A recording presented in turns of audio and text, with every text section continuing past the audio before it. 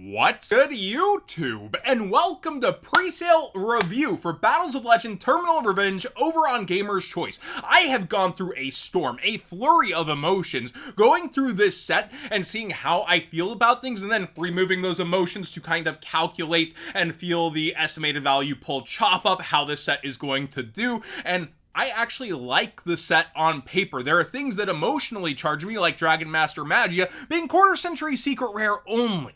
But at the same time, I hate to admit it, for this specific card, it's kind of smart by Konami. But before we get too far into this, Grimoire Accessories has a new Classic Cosmic Horror Cthulhu collection. You can use code WHAT'SGOOD5 for 5% off and support the channel directly. I really thought this deck box was a bit dark at first, but it fits the theme perfectly. And then you have that black and white inside that just actually pops versus it. And then you have the playmat, which can come in a gotcha of purple. Again, code WHAT'SGOOD5 for 5% off and support the channel directly will work over here. And you guessed it, code WHAT'SGOOD5 for 5% off and support the channel directly will work over at Gamer's Choice on all singles.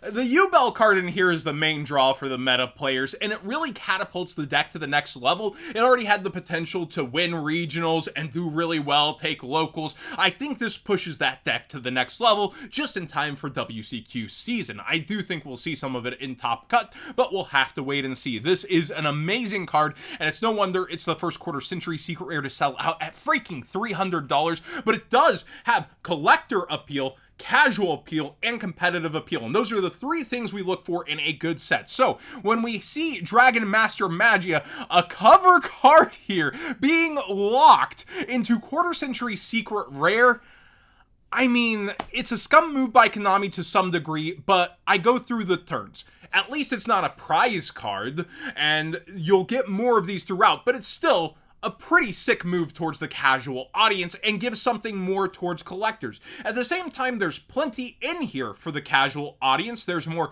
Yugi cards, you have Exodia, the Summoned Skull, you have other DM era things that still pile on the collection, but Blue Eyes is towards the top collectibles. This is an Omni negate that actually covers multiple negates in a turn. It reads, by the way, you need a Blue Eyes Ultimate Dragon, which you can fusion substitute, or 3 Blue Eyes monsters, and a Chaos or Blackluster Soldier monsters. So again, you can cheese this out with some of the greatest of ease, and the lock is must be fusion summoned, which is achievable with a lot of those. When your opponent activates a card or effect, quick effect, you can negate the activation if you do destroy that card. You can only activate this effect of this card in response to each card type, monster, spell, or trap once per turn. So you can stop a spell and a monster effect with this bad boy, and then it only gets better from there. So locking this card that they're gonna want to play, and Blue Eyes is already one of the top collectibles, and it features a Yugi card fused all together. I get why people are upset over that one and they want access to it, but Konami's also shown they're willing to reprint some of these top end cards. They have not done that with 10,000 Dragon, that's a special one, but Starlight Dragoon already got re-waived quarter century secret rare, so I could see this eventually being in a reprint set instead of locked. Only time will tell, but I could see this going up towards $500. I really could over time. I don't know exactly when versus estimated value pull chop up and how that will look, because we do have a top contender in U-Bell for actual value inside of one of these sets, and the reprints are not the hard focus. A lot of it's the new cards, but then we go towards Ray, a meta past favorite, having an altar art, and if Engage is telling, people will want this specific altar art of Ray. It's almost iconic at this point. Diviner people really wanted a reprint of. I think the quarter century secret rare is a bit high here, especially with the ultimate rare around the corner and people comparing it already and talking about having that competing high rarity version. So I think this will be coming down in price. Personally, I think 100 for Lubellion was a bit of a deal. I think this will go up towards 125, 150. Branded collectors are really out there, and I think 100 early, that was a bit cheap and a misstep by Gamer's Choice. We have Tamer Lara also at 80 sold out. I really don't know where that one's going to land, if I'm honest, but waifu tax is waifu tax, and it seems to be one of the top ones of the set, so it is interesting to see that it's there. Infernoid, I know, in terms of a deck, is a lot of what people are looking forward to also not another fire deck, but it's not like that. Infernoid is its own beast.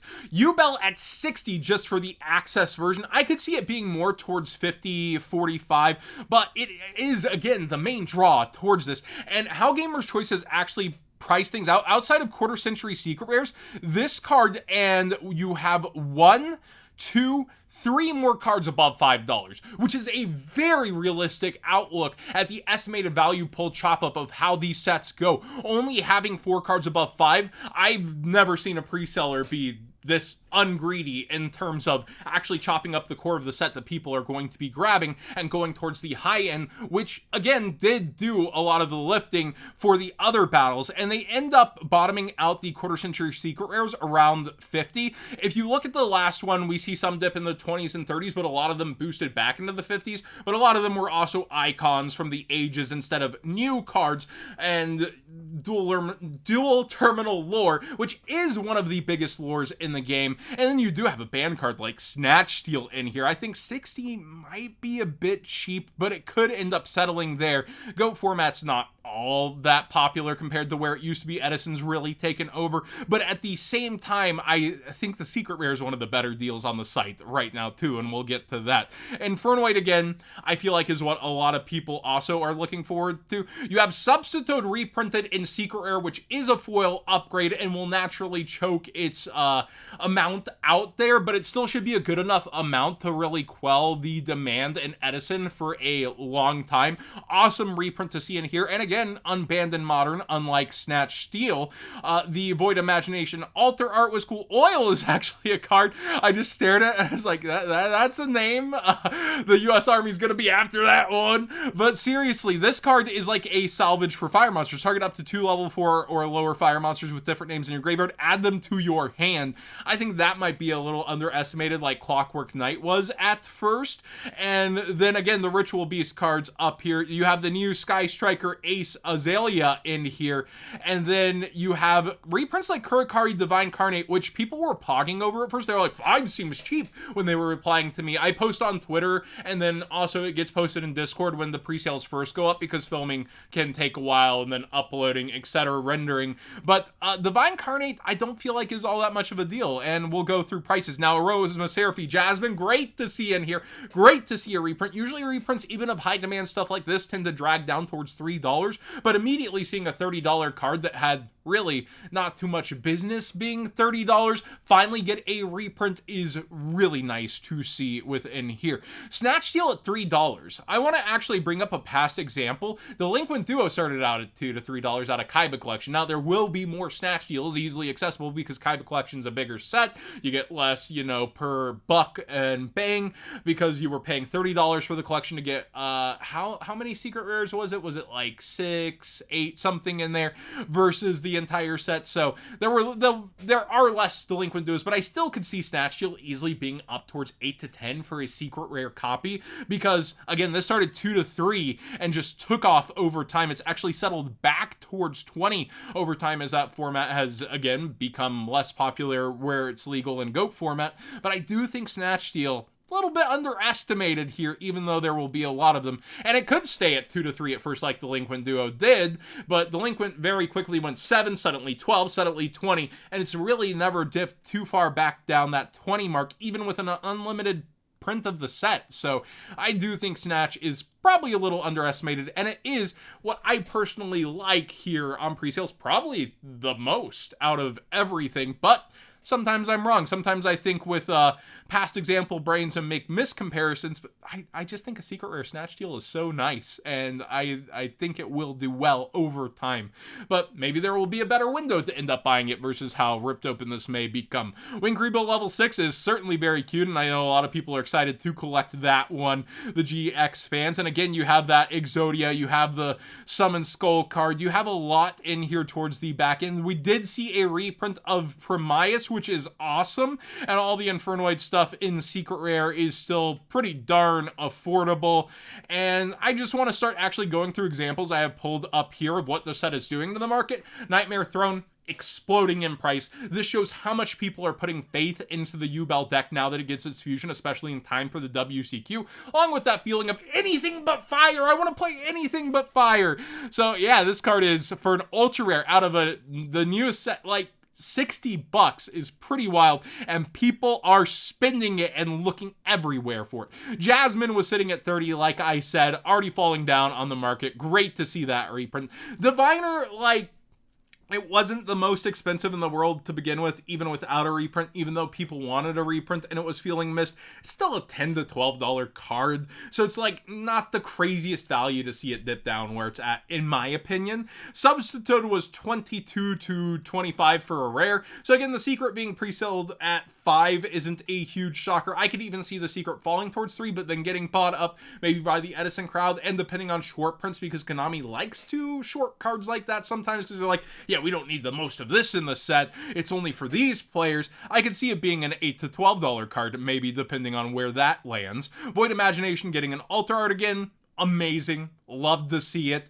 And this was a $10 card. Again, Void Vanishment, $10 card. You're noticing we're not seeing like a $60 to $80 card reprinted in the set. That's where my first mid feeling came from on Battles. But then again, as I went through it more on paper, it makes a lot of sense having that locked quarter century rare Blue Eyes, then having the Striker, then having the Yubel card. The set starts to come together and sell itself a lot more. Then it does a banned card, and then it has these collector cards, then it has these casual cards. It does a pretty bang-up job.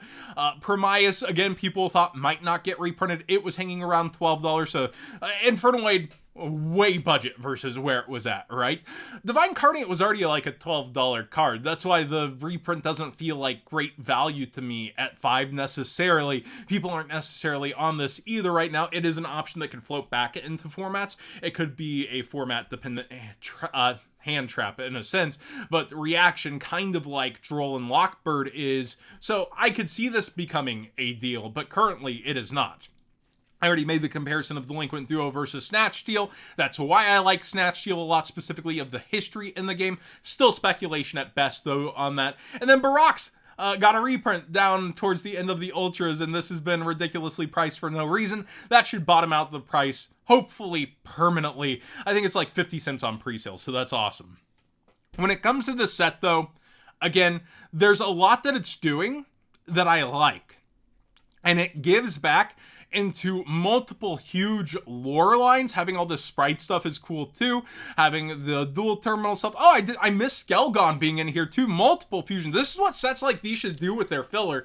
Things that have become expensive that don't have necessarily the reason to be, giving it a hollow upgrade and putting it in here. Huge thumbs up. And I have those in my closet. I'm a personal holder saying, great job, Konami, on that one. This set ends up coming together. Now, I know a lot of people did criticize the already ultra rare branded stuff staying ultra rare. I get that one. Y'all did get a quarter century secret rare out of the deal, but I do understand why people would have a bad taste. And yep, there it goes. By the end of the video, current allotment sold out. Gamer's Choice sometimes does reevaluate and relist. Sometimes that means pricing it up. Sometimes that means it doesn't come back in stock. Tier 0 will be doing pre-sales tomorrow too. But you can see the demand is certainly here versus the base that they've built around these cards. And again, if you want that earlier shout out, turn on notifications in my Discord or on Twitter. I shout it out here before I do the video each time when I'm going in. If you just want that initial go in by yourself without my opinion.